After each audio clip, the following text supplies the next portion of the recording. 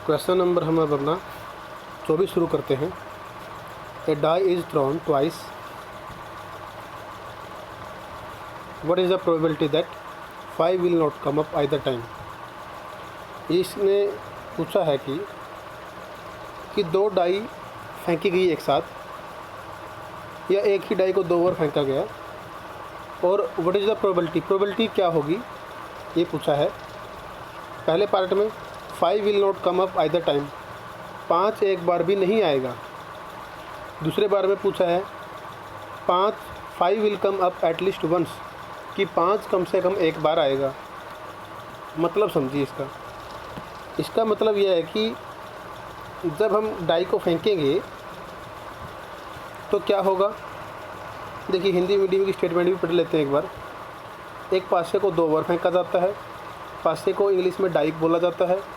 इसकी क्या प्रायिकता है कि 5 किसी भी बार में नहीं आएगा, या 5 कम से कम एक बार आएगा, ये पूछा गया इसके अंदर। जैसे कि इसने बता भी दिया है, एक पासे को दो बार फेंकना और दो पासों को एक साथ फेंकना एक ही प्रयोग माना जाता है। या तो एक पासे को दो बार फेंकें या दो पासों को एक साथ फेंकें, एक ही बात है। जब हम एक साथ फेंकेंगे, जैसे कि आपने 22वें क्वेश्चन में भी देखा था, तो हमारे पास परिणाम ये आएंगे, यानी कि प्रोबेबिलिटी 1 1 1 2 1 3 1 4। मतलब कि हो सकता है पहले वाली प्रोबेबिलिटी में 6 ही परिणाम आएंगे। पहले वाली में मान लीजिए 6 एक एक आता रहा, ये वहाँ पर ये। दूसरी में क्या आएगा, फिर 1 आ गया, 2 3 4 5 6। इस प्रकार करते करते ये कितने हो गए हमारे, 36 हो गए। तो टोटल आउटकम्स, यानी कि टोटल जो परिणाम हुए हमारे 36 आ गए।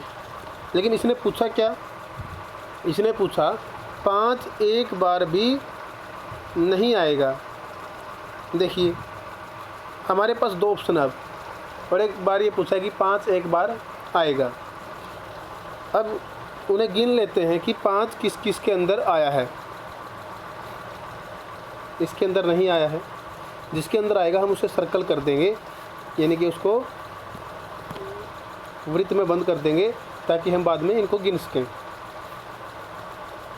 1 आ गया, यानी कि हम ये गिन रहे हैं पहले किस किस के अंदर 5 आया है। 2 आ गया, फिर इस लाइन में देखेंगे आप,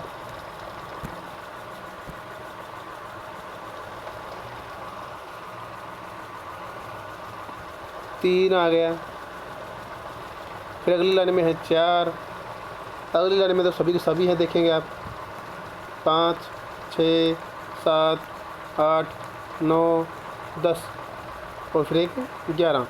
आप देख सकते हैं इसके अंदर 2 बार 5 आया है।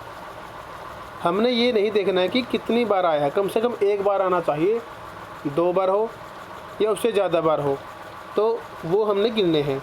तो कितने हो गए टोटल, 1 2 3 4 5 6 7 8 9 10 और 11, यानी कि 5 ऐसे कितने हैं, 11 बार आए हैं। टोटल हमारे पास कितने हैं देखेंगे आप, 36 है जी। इसका मतलब यह हुआ कि कितनी बार है कि 5 नहीं आया। अब 36 में से 11 घटाएंगे तो हमारा आंसर होगा 25 ऐसे हैं जिसके अंदर 5 नहीं आया। तो हम लिखेंगे कैसे, पहले पार्ट में पूछा है 5 will not come up either time, 5 कभी भी नहीं आएगा। 5 विल नॉट, पहला पार्ट है ये, कम अप आइदर टाइम। तो क्योंकि हमारे कितनी बार नहीं आया है, आया है 11 बार, नहीं आया है 25 बार, तो 25/36 पहले पार्ट का आंसर होगा, यानी कि 5 कभी भी नहीं आएगा।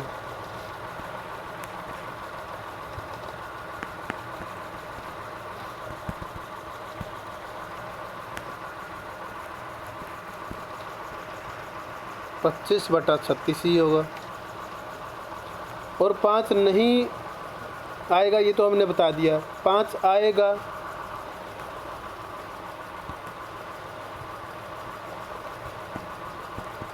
5 will come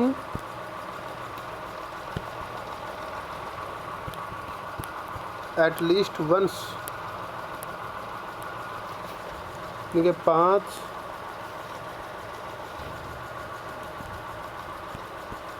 कम से कम एक बार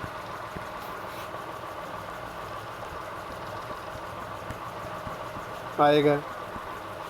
आप देख सकते हैं, हमने काउंटिंग किया था अभी, कितना है वो 11/36, तो ये इसका आंसर होगा।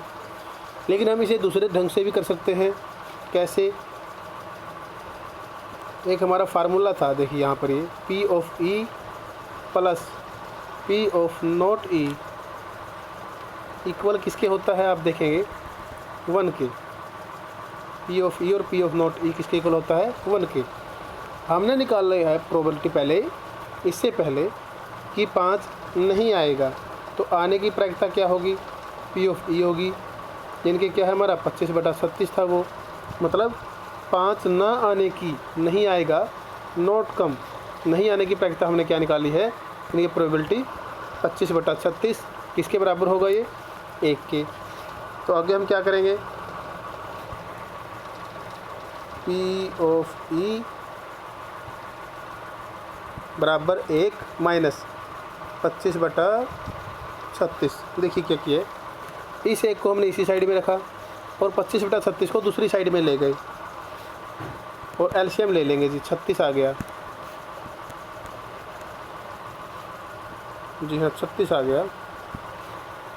36 का 36 आ गया, 36 से कम 36, 36 से 36 कैंसिल हो गया, 25 आ गया, और 36 में से 25 का कितना आएगा आपका? 11/36। तो ये हमारा सेकंड पार्ट आ गया है। तो इस प्रकार से आपने इस क्वेश्चन को कर लेना है। तो बस हमारा क्वेश्चन नंबर समाप्त हो गया अभी।